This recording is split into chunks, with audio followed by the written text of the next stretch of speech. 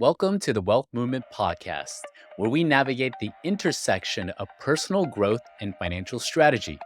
I'm your host, Christopher Fu, and in today's episode, we're thrilled to present an exclusive interview with Tim Vorhoff, the Vice President of Creo Valo, a company dedicated to empowering business owners through intricacies of transitions.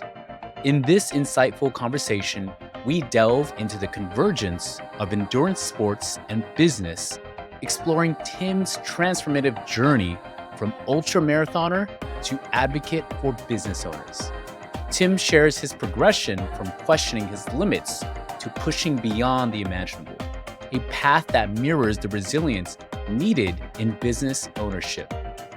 We reflect on the immense power of mindset, the incremental changes that lead to extraordinary results, and why self-belief is crucial whether you're facing a 240-mile race or carving out the future of your business.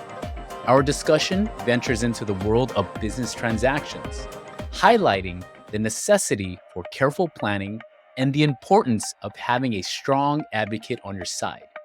From finding strategic partnerships to articulating a compelling vision to potential investors, Tim provides a wealth of knowledge grounded in his unique philosophy. Learn how principles such as self-discovery, consistency, and the art of service can guide you not only in business growth, but in crafting a life of purpose. Whether you're an established entrepreneur just starting out, or seeking inspiration to excel in your personal and financial life, join us on a journey of wealth, wisdom, and wellness with Tim Vorhoff. All right, let's dive in. An idea of business, but to go from an idea, and to have enough conviction in that idea, in who you are, and what your experience has led you to believe, to go out and put action to that idea is tremendously challenging. And the second you have the idea, you're going to have doubt. You're going to see every single source telling you that maybe that's a bad idea, or maybe I should do this, or maybe I should stay with the... Tim, thank you so much for being on the Wealth Movement. I am really excited for this interview on so many different levels. And yes, I just, again, want to thank you for joining me today. Thank you for having me. Yeah, no, absolutely. Well, before we get into the meat of everything, I always like to start off with, uh, icebreaker. And, I was really trying to think really hard for you what I wanted to ask you, just because, I'm fascinated by what you do with obviously Creo Valo, but ultra marathoning, meditating, and everything. So I was thinking about it just like 20 minutes ago. What am I going to ask Tim? And so I wanted to ask you, Tim, and this is, I'm going to take this from Jay Shetty actually, is if you could create one universal law for people to follow, what would that law be and why is that so important to you? It would be to serve other people. Mm, If we lived in a world where everyone was focused on helping everyone else, I think a lot of our problems would be solved. I think a lot of problems arise from being too close to my experience, what I'm doing. I call it the me. yeah. You know? And I think the second we can broaden that focus to be of service to other people, how can we help? How can we help our communities, the people that we care about? Mm, I think that that would be probably the rule that I would prescribe to everyone. yeah. Yeah. I love that one. I mean, I think that is in itself one of our biggest responsibilities, right? Is to give and to serve and to help others. So I'm not surprised that you gave that answer, to be honest. That's great. But as I think about like what I want, I need to give it first, right? If I want someone to help me, where have I helped others in the exact same situation? Hmm. Because every person everywhere has problems that need to be solved. Yeah. And the more that I can be of service to other people, I fully believe the more that people are going to want to help me. Yeah. And so instead of thinking, what do I want? I try to think, what can I give? How can I give somebody else the exact same thing that I'm striving for? And by doing that, I kind of believe that the world will come around and give me what I want as well. Yeah. That's a beautiful thing, and I definitely want to get into that a lot deeper, in a little bit. But obviously, I want you, to kind of introduce Creo Valo, right, and kind of the genesis of Creo Valo, and really we connected because we work with similar set of clientele, right, business owners who are potentially looking to exit their business and looking for the next step in that career path for them, if you will, or even maybe retirement. But could you just share a little bit about Creo Valo, your role at Creo Valo, and the purpose of Creo Valo and why it exists?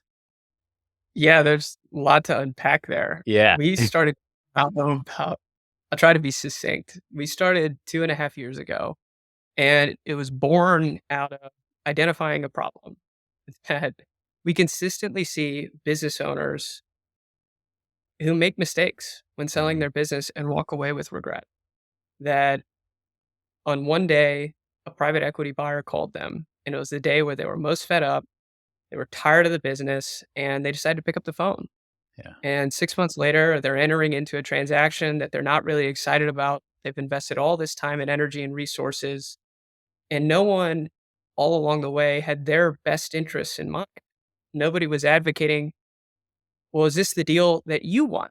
And what do you want for your company and for yourself personally? Mhm. And that should be the guide for any type of transaction. And so that's the principle with which we started Creo Valo. It's how can we be an advocate for business owners in the most important transaction of their career, selling their business. Yeah. And we do that in a way that nobody else does. And I think it gives us beautiful alignment with owners. We don't charge owners for our work. The way that we get compensated is we want to first understand your business. What do you do? Who do you do it for? How did you get started? We want to understand where you're trying to go.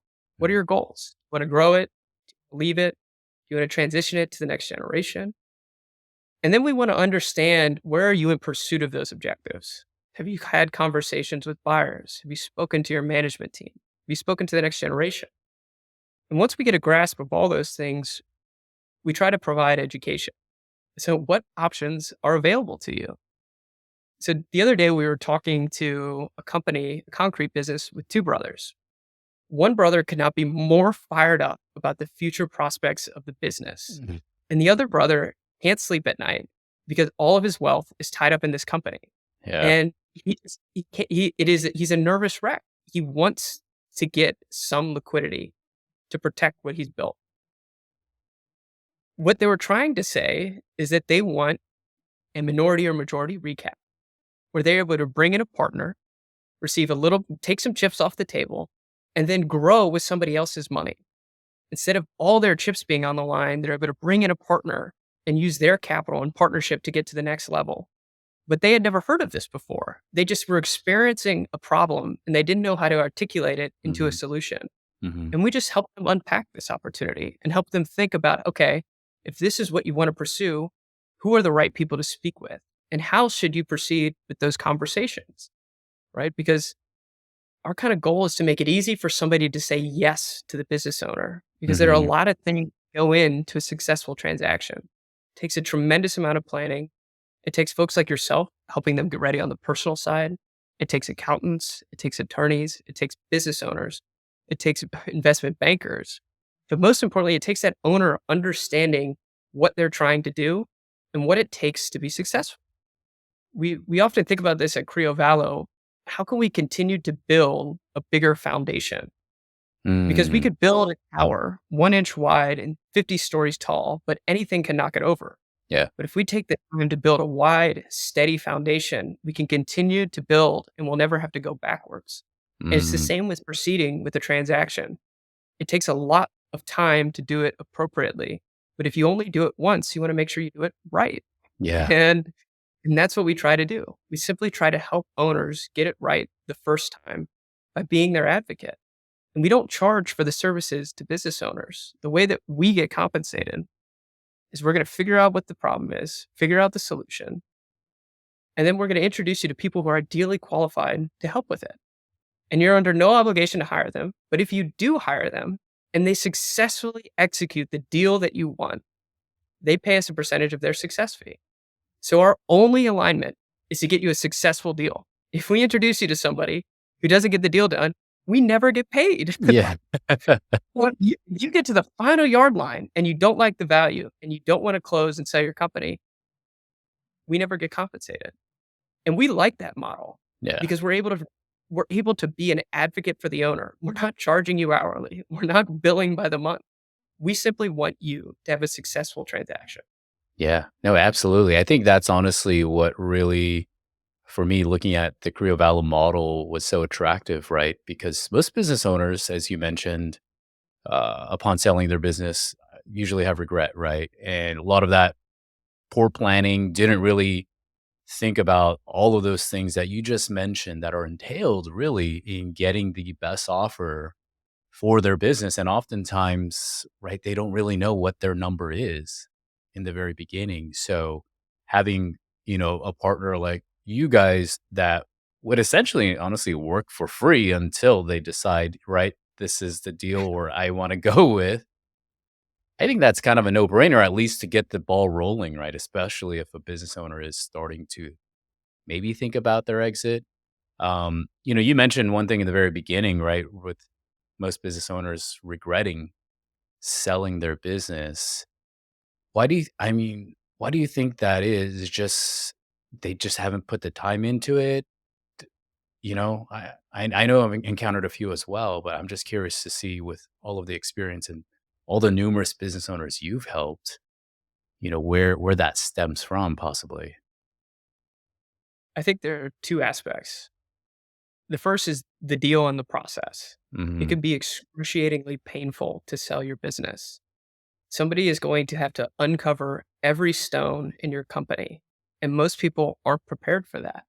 Yeah. Every single client relationship, accounting statements monthly going back 3 years, every policy and procedure you have, any potential litigation issues, any environmental concerns, they are going to dive under the hood because they are about to pay you millions of dollars. And they have a fiduciary obligation to their company, to their shareholders, to their investors to ensure that they are good stewards of the money that they have been hired to manage or to invest. It is their obligation to do a thorough job to ensure exactly what they're buying. That process is excruciating if you don't have help. It is more than a full-time job. And oftentimes the people who execute these deals, they have a whole team dedicated to managing this process. And if you're doing it alone and you're negotiating with a private equity firm and you sign an LOI, they're going to bring in a full accounting team to do a quality of earnings. They're going to bring in a legal team to review any policies and procedures. They're going to bring in their own team to do financial due diligence. And so all of a sudden, it's one business owner against an army of highly paid professionals whose job is to uncover any potential problems and reduce the purchase price. Mm. That is their goal, Yeah. to pay least amount possible and have you still sell the company. I think that's the number one challenge is that people walk away and they don't feel like they got the best deal or they're Yeah. not happy with the partners or they're not happy with the process. The second thing is personal. I will give you the example of a guy, Matt Curry. I was at a conference and Matt Curry had an automobile kind of repair shop in Florida. He was he worked in garages his whole life. He started his own, grew it, did an incredible job, built up a franchise and sold it to amount of money that he never had to work another day in his life. And so then he did that. He traveled. He did everything he ever wanted to do. And then he got bored. Yeah. And do you know what he did? He started the exact same company again. Yeah. Well, Wow. he turned around and he did it again. And I think what it touches on is the motivation behind why do you want a transaction? Yeah. And are you prepared on the personal side of things for what you're going to do afterwards? If your plans are to golf, if your plans are to do X, Y, and Z, is that really going to motivate you every Hmm. day and drive you the way that running a business drives people? And I think oftentimes it's a part of the transaction that's neglected is what am I actually going to do once I walk away? Yeah. And I think there needs to be steps taken in advance to actually prepare you for the personal transition. Yeah. Yeah, I agree. I think if anything, maybe the personal transaction or the personal transition is a lot more important in a lot of ways than the business transaction, right? The dollars that you get. Yeah, the dollars are going to be fantastic. You want to obviously maximize the dollars as much as possible. But like you said, I mean, there's so many business owners that maybe get top dollar, but they didn't really think about the personal journey after business life. And that's where maybe a lot of regret settles in. Like, oh, did I make the right decision? And I only say that too, being a business owner, this is your baby, right? This is what you put your blood, sweat, and tears in. And I was reading a Substack actually from Mark Randolph, the founder of Netflix, and he was talking about being a entrepreneur is you don't do this to make money. You do this because you want to make a difference because you believe that you can maybe make the process, the product, or the system better than what it is.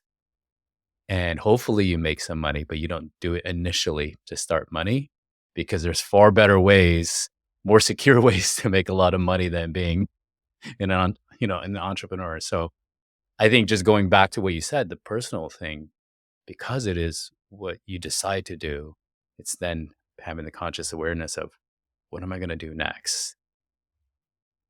And it's hard. Mm. It is hard to start a company. Hey. It is challenging. It is the most difficult thing you could do. You have to sacrifice a paycheck where you Mhm. receive money every other week, guaranteed. That's incredible. And when Yeah. you start a business, you don't have that.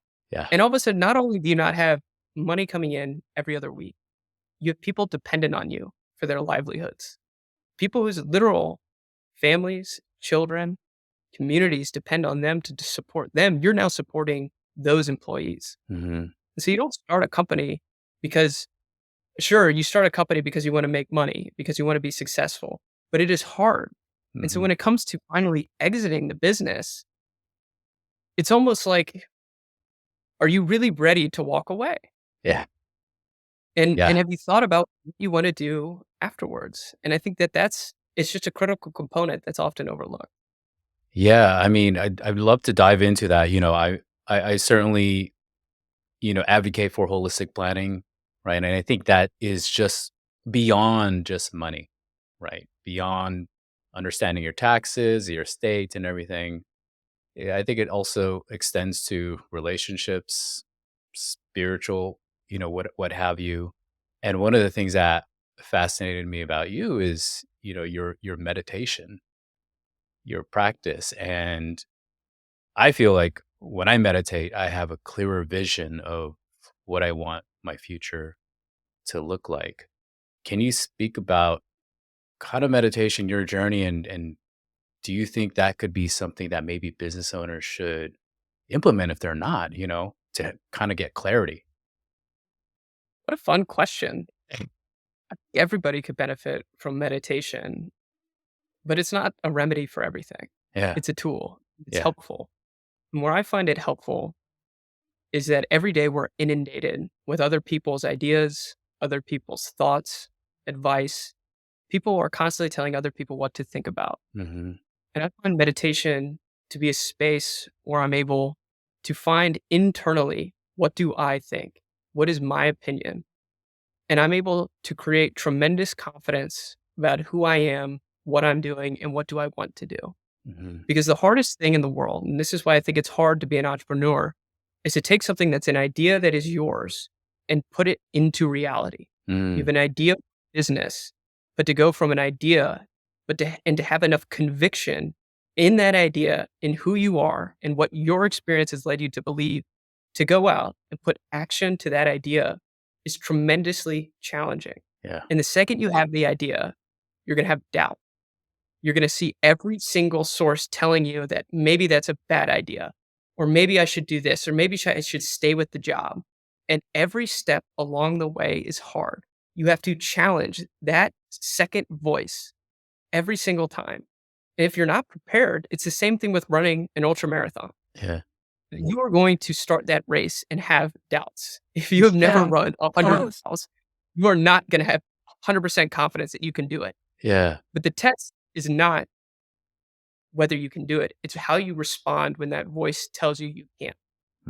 It's Mm. how do you respond when you have the idea that you have enough conviction in yourself and in your ideas that this is worth pursuing. And that's what I believe meditation gives me. It gives me an inner confidence and understanding who do I want to be and what do I believe, me as Tim. And then it allows me to have the conviction to go out and actually pursue those ideas. Yeah, I think that's awesome. I mean, it's I think just kind of going back to the importance of meditation, like you said, who is Tim? I look at that as a business owner, right? Wanting to exit. It's like who am I going to be after my business? Because everyone knows me as, Chris the wealth advisor or whatever your business is, right? That's your identity. And I think that's so a big part of why maybe a lot of business owners are afraid to maybe exit because their identity is so intertwined. They've put in everything, right? 20, 30 years of their life to build this. And it's like, I need to find myself again. Yeah. That's scary. Well, it's scary, but everybody is a lot more than what they do for work. Yeah. Yep. Everybody is a lot more than what they do for work, period. Yeah. Chris, you have a tremendous background. You've done a lot of things and you do a lot of things. Mhm. You mentioned you meditate in the morning before the gym. You do a lot. You help a lot of people. And it's the understanding that nobody is one thing Yeah. and who you are is changing in every moment of the day. Like who I am today is not the same Tim that I was 10 years ago. And it's certainly not the same Tim I was 20 years ago. Yeah. So the process of who we are needs to be constantly changing and it needs to be reevaluated in light of new information. Mhm. So, who am I today? Well, if I'm still continuing patterns from the past that served me Mm. then, just not serving me any longer, well, then it's time for me to change those patterns. Yeah. And it's the same with identity. It's the same with what you're doing. It's the same with starting a company. And in the process of that self discovery, I found is what meditation gives me Yeah. a little space each morning to uncover a little bit more about myself. And similar to investing, the compounded interest of those small pieces of increased self awareness lead to, I believe, in the long term, much more solid self understanding and decision making. Yeah. Oh, no, absolutely. I agree 100%. Like you just mentioned, those little small, tiny things. And I think a lot of society, right, wants the big things really fast, which oftentimes results in a lot of disappointment. So I think it's also, important for business owners to, like you said, remember the little small things that you're doing all add up, right, towards and I don't even consider it the end, right? Exit seems so scary, I think, of a word for people. I look at it as just like you said, that next transition in life, and you are not your work, like you mentioned. You're not your business. It's just a part of your journey, I think. Yeah. I think that's right. And yeah, I think that when it comes to making those little adjustments each day, right? And stacking up the pieces, you know, again, meditation isn't the cure, but to run an ultra marathon, to train for it, you don't go out and sprint hard one day. You're never going to finish if that's the way that you go about it. Yeah. The way to finish an ultra marathon is to run consistently for years. And the compounding effect of that small, consistent effort is extraordinary. It's the same with investing. Investing a little bit consistently over a long period of time leads to an extraordinary result. It's the same with our own personal development. How can we Yeah. invest a little bit consistently to receive the dividends of growth later? Man, I'm curious what got you into ultra marathons? Because that's hard. That's I what, 100 miles? That was I did 100K in January and I'm training for a 240-mile race in October. Wow. So it's the Moab 240. So that'll be the Wow. longest race that I've taken on. But what got me into it was I read a book. Did Not many books have such a tangible impact.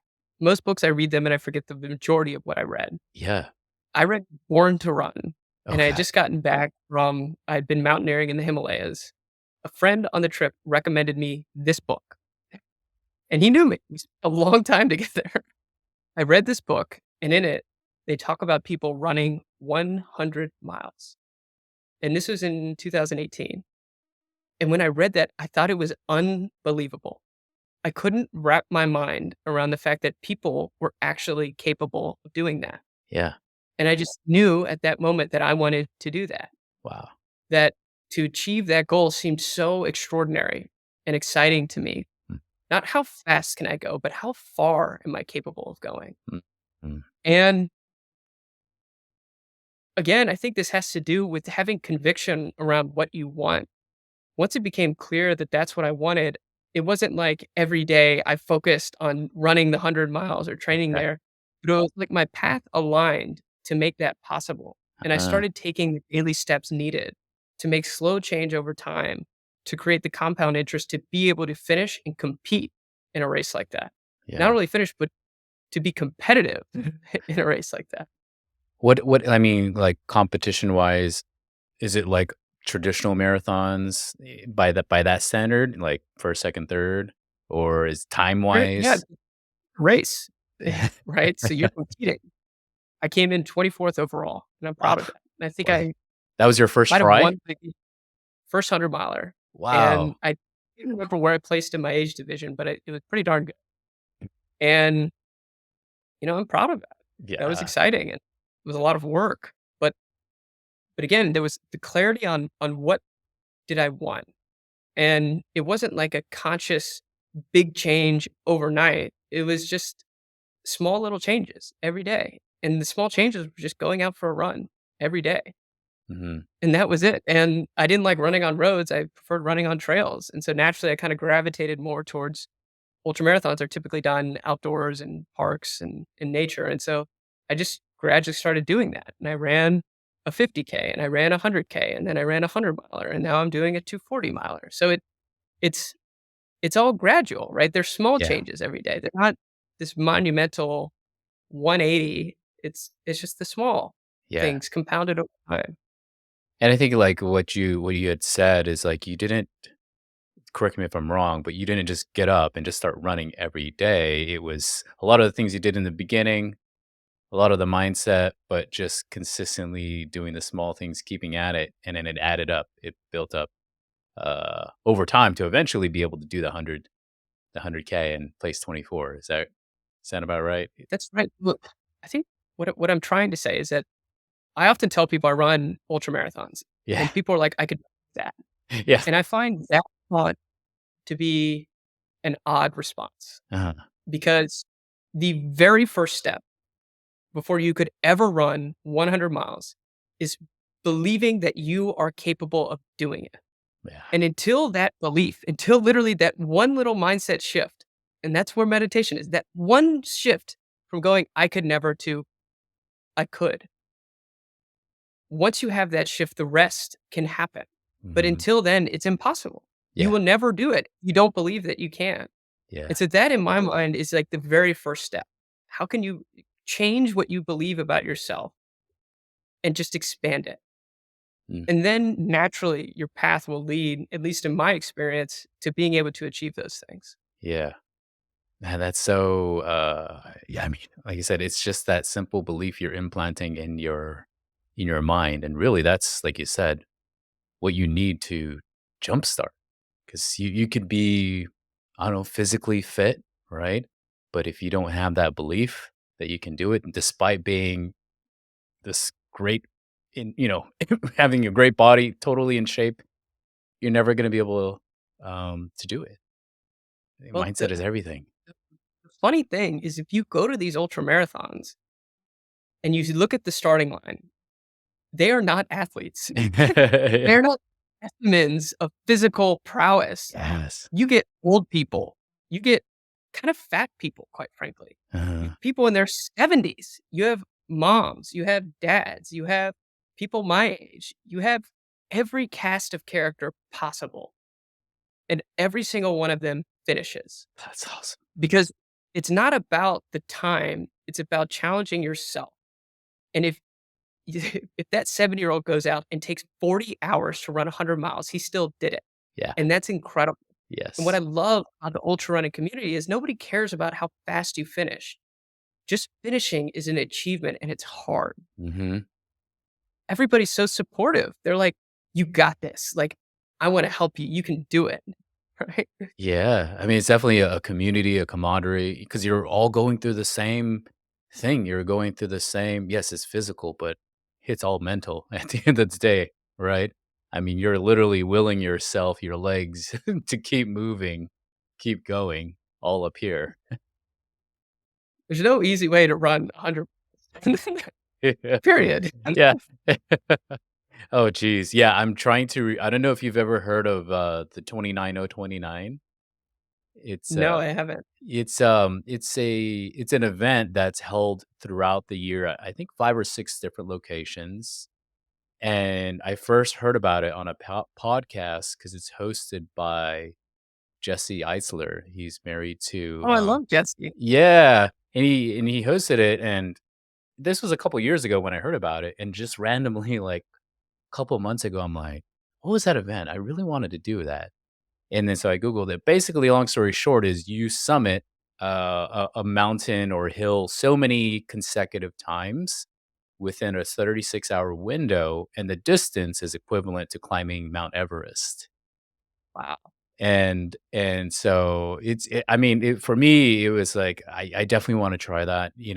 It's a mental thing. I'm not a hiker. I don't hike. Yeah, so I already bought my walking stick. My walking Nice, stick's at Costco, so nice.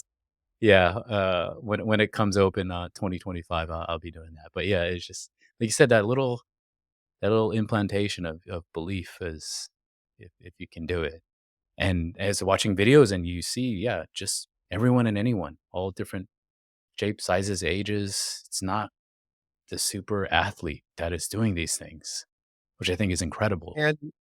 And similar to starting a business, right? When we talked about taking an idea to putting it Yeah. to action, an ultra marathon in my mind or a challenge like the 29, I forget the numbers, is every step that you take, every one step that you get closer, you're going to doubt whether you can finish. Mhm. You're going to face that part of your mind that says you can't do it. And it's a beautiful opportunity to consistently respond and to consistently habituate the pattern of doing hard things and proving to yourself that you can. Because it's not going to be easy. And that's the point. It's Yeah, going to be hard. yeah. And it's going to give you those opportunities to overcome that part of your mind that says you can't. When you start a business, that part of your mind that says that's a bad idea, somebody else will do it. You don't have the time, energy, and resources, etc. Right? Mhm. Yeah, and I think, just kind of going back into the Creo Valo mode a little bit here, you mentioned something about, you know, you don't just help people obviously find bankers, exit their business, but it's really finding out with that business owner, what is it they need? Maybe they don't want to exit. Maybe they actually want to grow, but need funding, right? Need extra capital, but they just don't know out of their traditional, let me just go to the bank and see if I can qualify for a loan. Because I think most business owners just have that mindset, right? Because that's what we know most of. Let me just go to the bank. Yeah. And well, raising money is complicated. Uh, It's hard. And most business owners aren't aware of it because it's an industry that has some of the most, in my mind, intellectually powerful people. The people who manage private equity funds are some of the smartest people I've, and they get paid to return money to their investors. And so when it comes to raising capital outside of a traditional bank, you're dealing with a different environment that's often you don't have exposure to unless you've done it before. And when it comes to growing your business, there are it's oftentimes a feeling that like I want to go after this opportunity and I have the conviction that it will work. I have the plan, I have the understanding, the employees, but I lack the resources.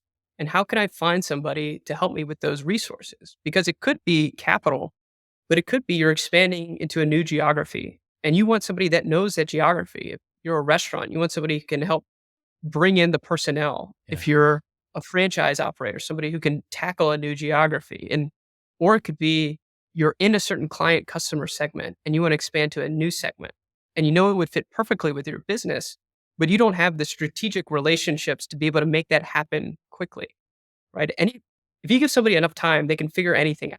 Yeah. But it takes you 10 years to do something that it could have happened in 1 year with the appropriate connections and the Mm. appropriate people paving the way. Well, think about all the value that you created or condensed that would have taken 10 years into 1 year. We think about this with our business, where we seek to build relationships with large wealth advisory firms. And then we kind of disseminate downwards and we begin to build relationships with the individuals at those firms. It takes a long time to bring those relationships online. If there was somebody that we could partner with that could immediately introduce us and put us in the right conversations with the right people at all of the right firms immediately, the amount of growth that we would have would be extraordinary. Right. And it's the same with business owners. If they had a partner that could put them in the right seats, they know that they could go and execute on that. Yeah. And that's where growth can come in and really help owners. Yeah. Yeah. No, I agree 100%. And I think it's also just like as you mentioned, the resources are out there, right? But it's just a matter of also for the maybe the business owner sitting down with a strategic partner or several, right? Thinking partners and figuring out where do I want to go from this base that I've kept building? Do I want to keep moving higher? Kept building. Do I want to keep moving right? And if so, what is that? What does that look like in players? You can surround yourself, right, with as many people talking heads, talking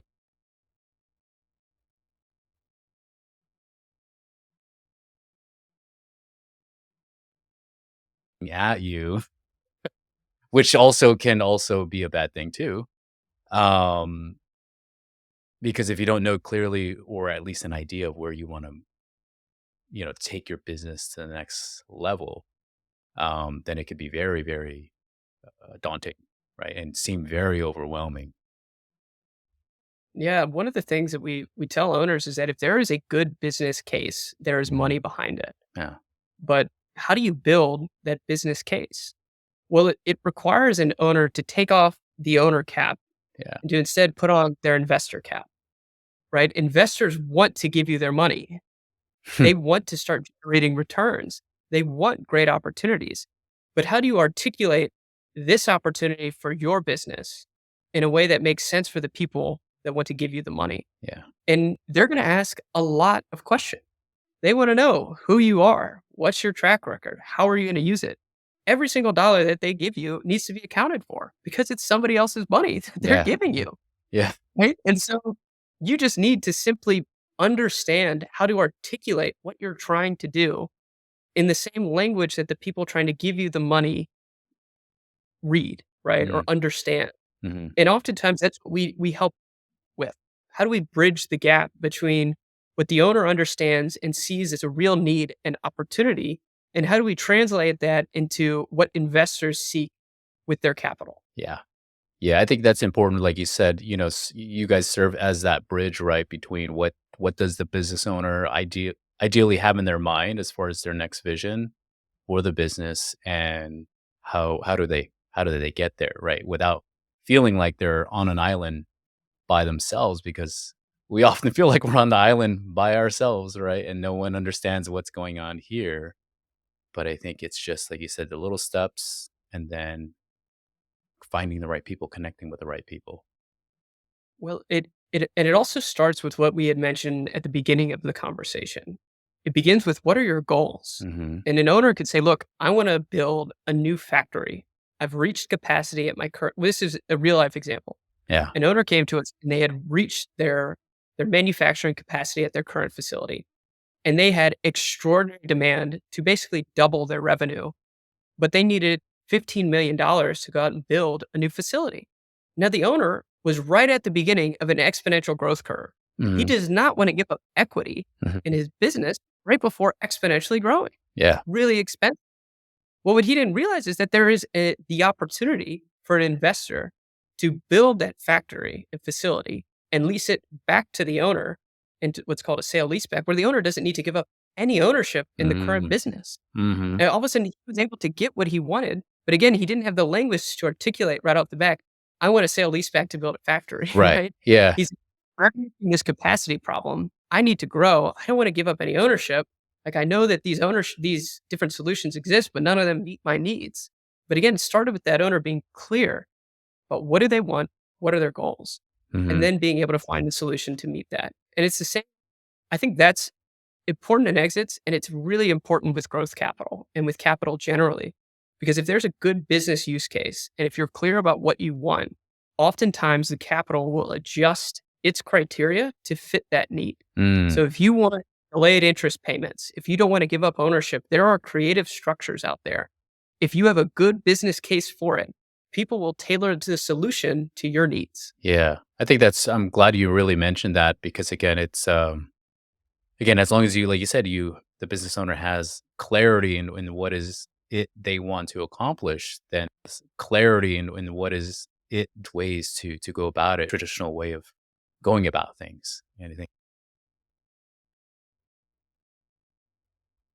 that's important for a lot of business owners just to be aware of is you have an idea and then yeah, just try to see how can we make that feasible um, by having aligning with the right partners. Exactly. Yeah. Yeah. So, Tim, I'd love to hear a little bit about just like for you. I know we talked a bit about business owners, but like your personal journey. Obviously, it's taken a lot for you to do ultra marathons. There's a lot of purpose I feel behind that. You have a big why, and I'm a big advocate of why. Right, Simon Sinek's why. Um, where do you see? I guess the world of I guess what you play, but the role of business owners and just I guess what's the biggest risk for business owners over the next 5, 10 years that you see or trends that you're seeing um, potentially happening?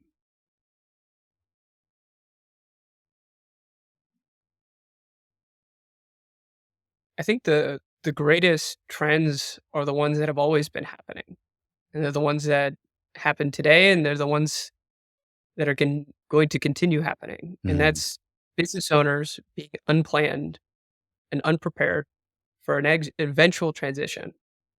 Every owner at some point will need to transition their business from them to someone else, whether that be planned or unplanned. And the vast majority of business exits happen because of death, divorce, disability, distress, displacement, Mhm. and even database breaches.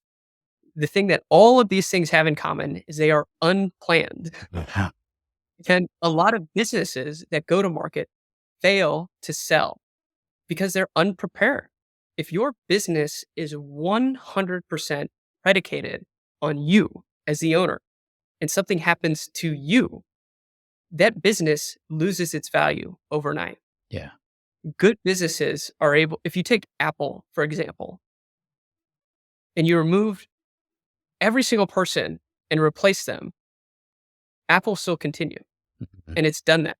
Mhm. Apple is not dependent on any one individual. Mhm. And that's what makes it incredibly valuable company. Yeah. To build what Apple has built will take decades. Now, if you're a sole proprietor at a business and something happens to you and your business can't proceed without you, I see that being the biggest risk. Mhm. And honestly, that's where I feel like somebody like yourself can add such tremendous value to a business owner. And I think one of the skills that you really have is being able to talk about the things that nobody wants to talk about. You really in situations that they don't want to be in, Yeah. but planning for those situations, being the person who looks at the worst case and plans ahead of time can just add tremendous value to the overall business and to whatever that owner wants to leave behind for the next generation. Yeah. I think that's the biggest thing. Like you said, it's a scary thing to think about. And personally, I don't have any problem bringing up those scary conversations, because I think, like you said, there's the 6 things that could lead a business owner to exit prematurely, right? And those are all uncontrollable things, right? And what happens after that is gonna be the business owner's reaction to those things as they occur, right? And oftentimes it's, "I gotta sell right away," or, whatever the case may be, "I'm too burnt out," like you said. And I think the biggest problem is most business owners think, Well, my business is a piggy bank. It's generating so much in income, a great lifestyle for me. Surely I should be able to get a lot of money for it because my other buddy just sold his money as we were talking on the golf course, right? And so I think that's the biggest thing. I always like to challenge a lot of the business owners is what's the worst case scenario that could happen, and are you going to be okay with that, or have you even thought about that? Um, And the good news is that the more you build your business to be transferable, the value of your business grows. yes. To give you an example, we were helping with a court reporting business that had been around for 40 years. Wow. These two owners bought it when they were in their early 30s and they were in their 70s. Mm. And they had been uninvolved in the daily operations of the business for the last 2 decades. And that was music to our ears because what that demonstrates to a buyer is that these two owners are not needed for the business to continue. They had developed a business that is sustainable without them and without their involvement. Mhm. They had transitioned their customer relationships to their employees. They put the policies and procedures in place to handle that. And whenever you're going to transfer your business, somebody else needs to be able to come in and not only take it, but grow it. Yeah. And to do by creating a business that is more transferable, it requires building a bigger foundation. It requires building a better company, right? Apple is super valuable because it doesn't matter who is running it for the Right. most part. Yeah. It obviously matters, but Apple as itself is its own entity almost. It will continue into perpetuity as long as things continue to get done. People continue to buy computers, Yeah. right? Yeah. No, that's true. And I think just as you were alluding to earlier, right, is if you have that ability for your business to keep running without you there, then it becomes more profitable. Because if you have to be there in order for the business to survive, again, no one your profitability is going to go down dramatically. I mean, with that in mind, Tim, do you think there's a certain time frame that maybe business owners should start to think about? How do I kind of take some of that responsibility off my plate? Um, is there any magic time frame? I don't think so, but from your experience, I'm just curious. I don't think it's ever too early. And Mm, I think the best businesses are built with the eventual exit in mind, yeah. even if that's 30 years down the road. If you build it from day one with an exit in mind, then you're building a great business. And so I don't think it's ever too early to begin thinking about these things, and it should guide decision making. Should you pursue this new avenue of growth, or should you handle the pain points within your current business? Should I bring on a new person to expand into a new operation, or should I internally promote somebody to be my successor? Mhm. And I think the guiding principles is this balancing it. How can you build a transferable business while simultaneously growing it? And that's hard. I don't think there's any magic bullet, but I don't think it's ever too soon to begin planning for an eventual exit. Yeah, and I think just like you mentioned right there is so important to realize. That's one of the first things that I enjoy asking a business owner when I meet them for the first time is what's the end game for your business? And because oftentimes a lot of them haven't again thought about it, and so I'm more of I think you should start to think about it, and it doesn't mean you have to exit tomorrow. But like you said, everything that we do every single day will eventually affect that exit, that value. So yeah, I could not, Agree more. Great. Yeah, well said. Now, side question, side segue I wanted to ask you is, I recently subscribed to your Substack, and which I didn't know you had one, by the way, so I'm excited to really keep following you. But you had mentioned in your bio is you're working on um, how food can affect people to act compassionately. Am I correct on that? It's interesting. Yeah, that was a post from a long time ago, Yeah. Okay. and thought that I had by noticing just simply noticing how I behave in response to certain stimulus. So, if I eat a cheeseburger at lunch versus a salad, does that decision impact my ability to perform in a certain way afterwards? And so you could think about it through acting compassionately, or you could think it through any lens. But every decision that we make has an impact on what we do. Hmm. And I have personally found that if I eat a cheeseburger at lunch, I am lethargic. I want to sleep. I'm a little bit more withdrawn because to digest that takes more energy to a certain extent, right? And it's just common sense. Whereas if I eat food that is a little different in nature, like a salad, right? I find that my decision making afterwards is less guided by my desire to rest or to sleep and more by what do I actually want to do. Mm. Now, there's a time where that's exactly what I want. After a race, I want a big meal and to rest. Right. At the end of the day, I want a big meal and to rest. First thing in the morning, not so much. And right in the middle of the day, not so much. Right. And so Hmm. I think for me, it's again that just constant questioning of, what do I want? And what am I doing to actually pursue those things? And are any Mm. of the decisions that I'm actively making compromising what I say are my values? Hmm. I love that. Yeah, I feel when you're doing that, it's also bringing you to a state of presence and awareness, as opposed to maybe, I don't know, thinking so far to the future or thinking so far behind, because you're consciously saying to yourself, how's this going to make me feel, in a lot of ways. Yeah, and I read this quote by Alex Hormozy, and he's like, "How can you make your everyday your perfect day?" Something along those lines, Uh huh. and loved that. I was Yeah. thinking about that, and it's life is lived in the everyday, and how can Yeah. you make your everyday magical or exactly what you want out of it? And it's comprised of those individual decisions. And those decisions, again, compounded daily for decades, can lead to vastly different trajectories. Yeah. Oh, yeah. Yeah. I mean, I also feel like with just life, right? I mean, life.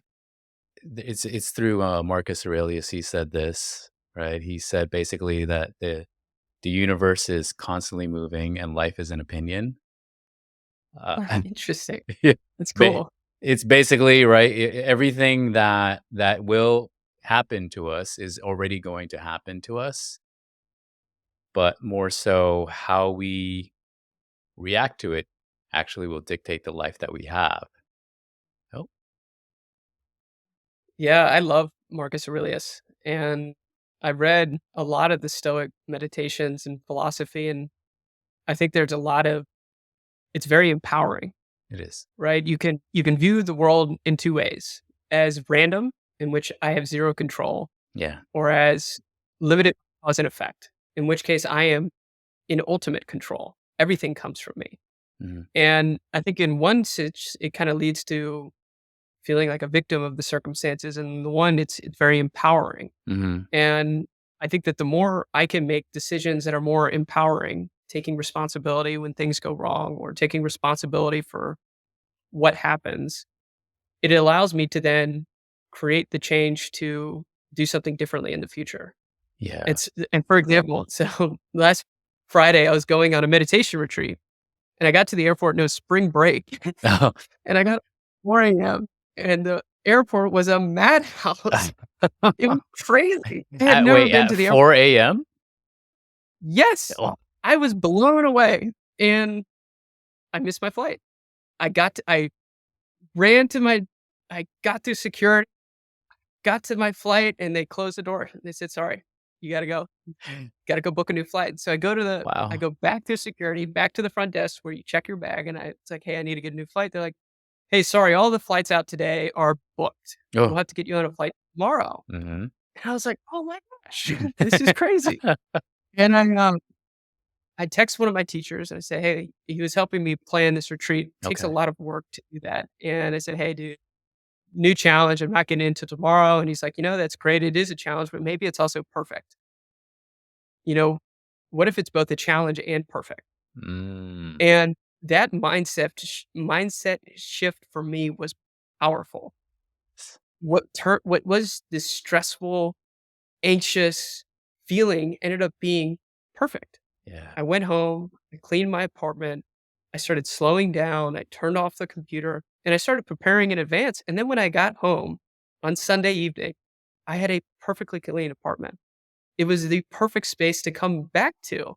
And so, when we expand our time horizon, everything in the moment that was difficult or challenging, I look at when I expand the time horizon as some of the most impactful development, right? Hmm.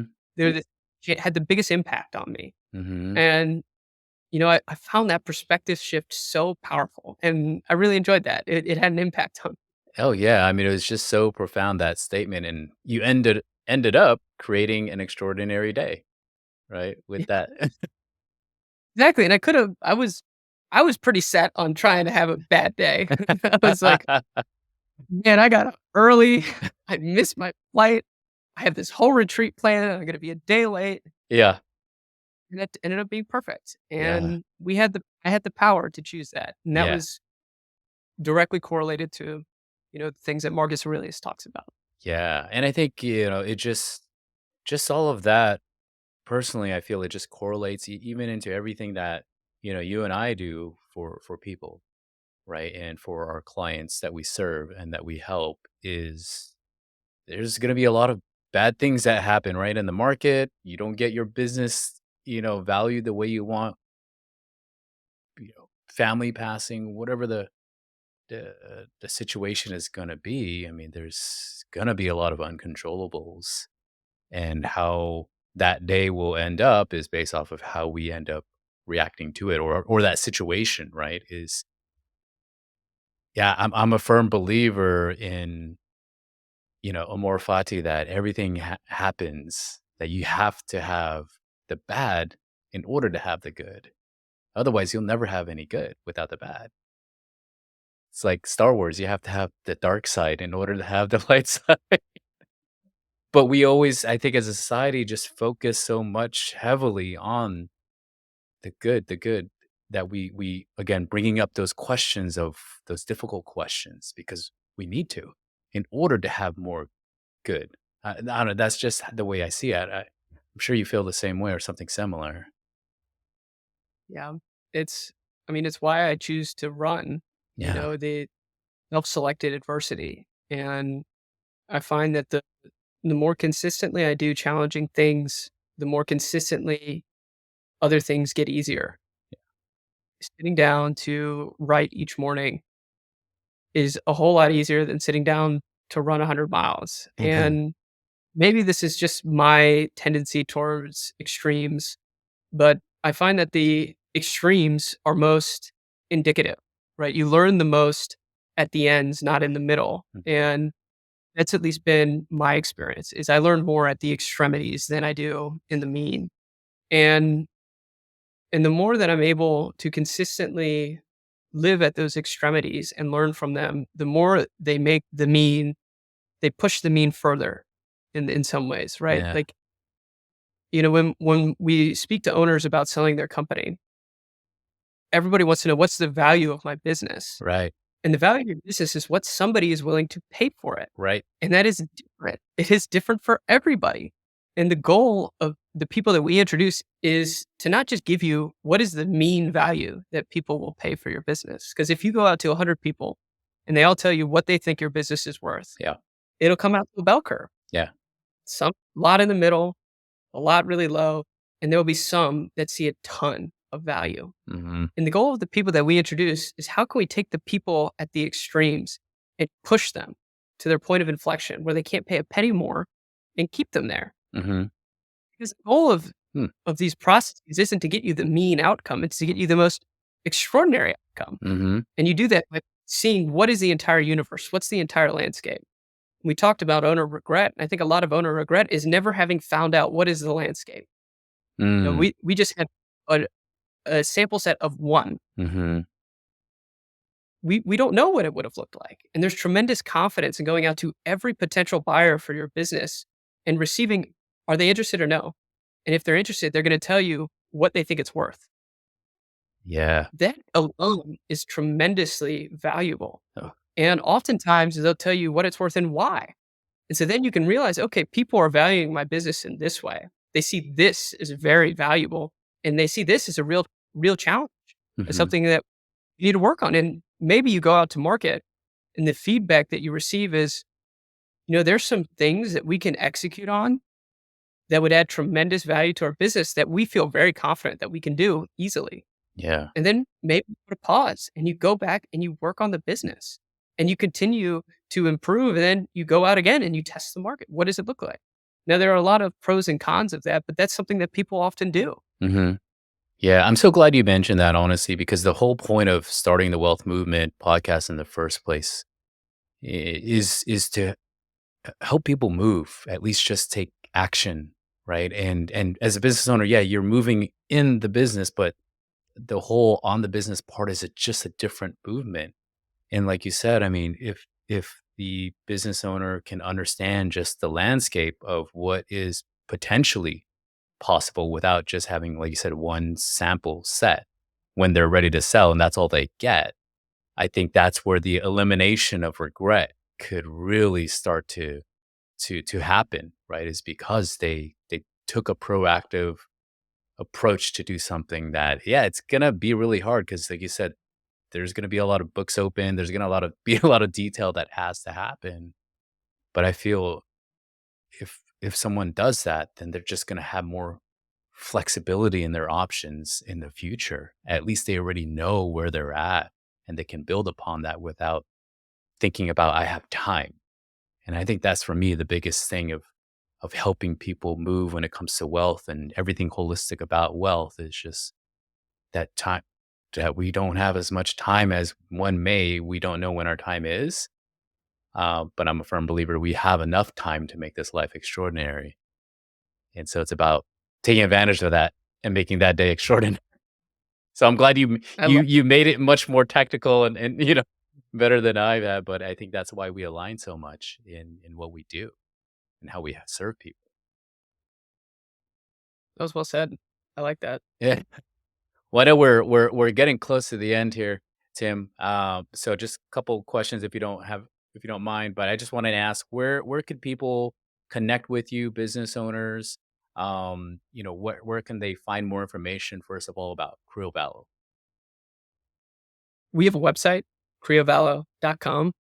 And then you can find me on LinkedIn, Tim Borhoff.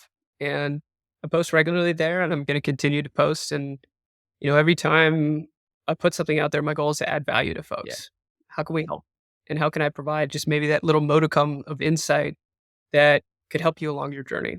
And so that's my goal with everything that I do is how can I continue to help? And how can I continue to give insight that not everyone is aware of? And so I think following me on LinkedIn, checking out our website, and then getting in contact with you, and you can help arrange a conversation as well. Yeah, no, definitely. Yeah, looking forward to doing that. And then do you have like you said, your Substack as well too, that people can subscribe to? I always like Yeah, that if you have that because it's getting to know you, the person, too. yeah, it's Newland, Newland .substack.com, Awesome. and it's mind training with Tim. And my goal is to provide education on meditation in a wrapper that is devoid of woo woo, of spirituality. Hmm. Even though those things are important, my goal is to make it palatable. And so I kind of liken it to going to the gym. If you go to the gym and do nothing, you get nothing. Yeah. But if you go to the gym and you squat, you'll get stronger legs, a stronger body. If we take our minds to the mental gym and we move them in certain ways, then we will get a stronger mind, right? But it's not guaranteed. We can't just show up. We have to actively move it in certain ways. And so that's the goal with that. And I do, again, it seems like everything I do for free, that will always be free.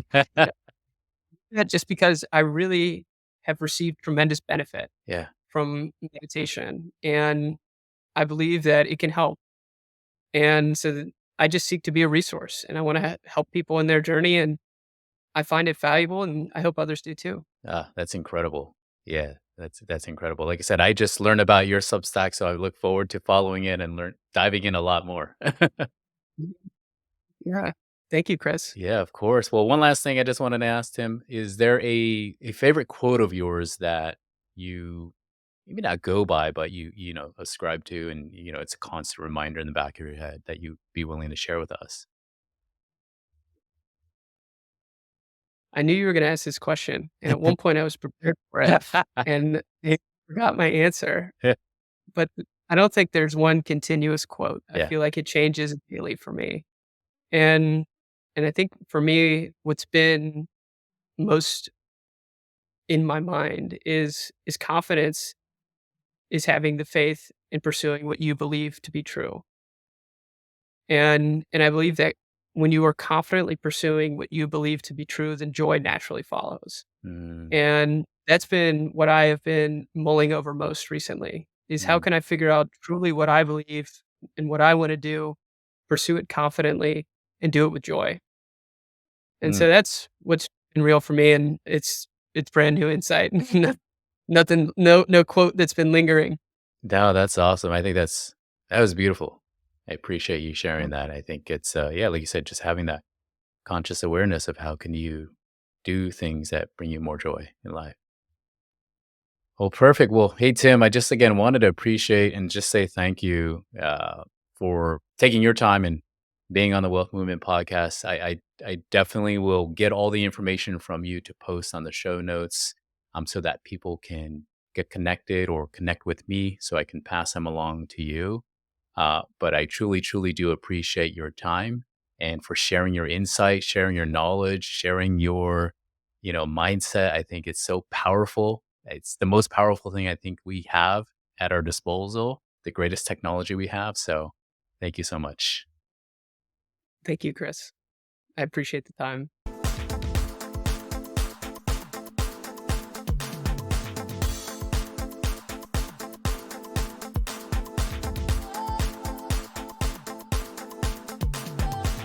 Securities offered through Kestra Investment Services, LLC, member FINRA, SIPC. Investment advisory services offered through Kestra Private Wealth Services, LLC. An affiliate of Kestra is. Both Wealth Management and Kestra Investment Services are not affiliated. Kestra is and Kestra is do not provide tax or legal advice. The opinions expressed in this commentary are those of the author and may not necessarily reflect those held by Kestra Investment Services, LLC or Kestra Advisory Services, LLC. This is for general information only and is not intended to provide specific investment advice or recommendations for any individual. It is suggested that you consult your financial professional, attorney, or tax advisor with regard to your individual situation. Comments concerning the past performance are not intended to be forward-looking and should not be viewed as an indication of future results.